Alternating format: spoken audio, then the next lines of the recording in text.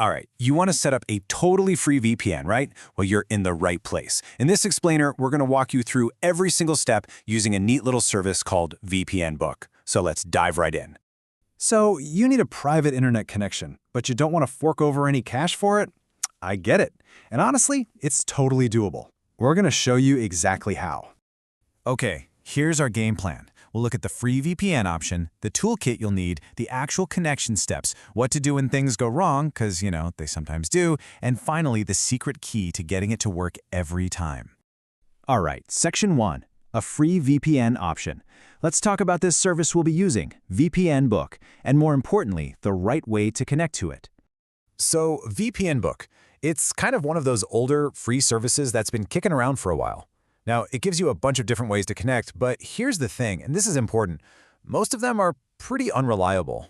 So listen up, because this is the most crucial part. You're going to see other options on their site, like PPTP. Just ignore them. The only one that works perfectly every time is OpenVPN, and that's exactly what we're going to focus on today. Next up, your setup toolkit. So what do you actually need to pull this off? Don't worry, the shopping list is super short. You only need 2 things. And here they are. First, the OpenVPN client. It's totally free, it's open source, and you can get it for just about any device you own. And second, you need to grab VPNBook's own configuration files right from their website. That's it. Simple, right? All right, toolkit's ready. Let's get into the main event, the actual connection steps. This is your guide to getting online privately. Now, here's a pro tip before we start.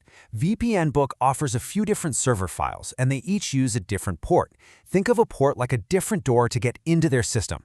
We're going to start with port 25,000, because that one usually has the best potential for speed. It's a great place to start. The whole process really just boils down to 3 simple steps. Step 1, download a server file from VPNBook and pop it into your OpenVPN client. Step 2, head back to their website and find the password for today. And step 3, you just enter those details and hit connect. Easy peasy. Now, about those credentials. The username, that's the easy part. It's always just VPNBook. All one word, all lowercase. But the password, now that's the tricky bit. It changes all the time, sometimes every single day. So you absolutely have to get the latest one from their website right before you try to connect. Okay, on to our next section, what happens when a connection fails? Because, let's be real, it might not work on the first try. And that's totally normal. But don't worry, the fix is usually super simple. So picture this. You've done everything right. You imported the file, you got the fresh password, you hit connect, and nothing. It just sits there, trying to connect forever. What now? Well, listen, 9 times out of 10, the problem isn't you. It's not the software. It's almost always your internet service provider, or ISP. See, they often have all these weird restrictions that can block certain VPN connections without even telling you. So the solution is actually pretty simple.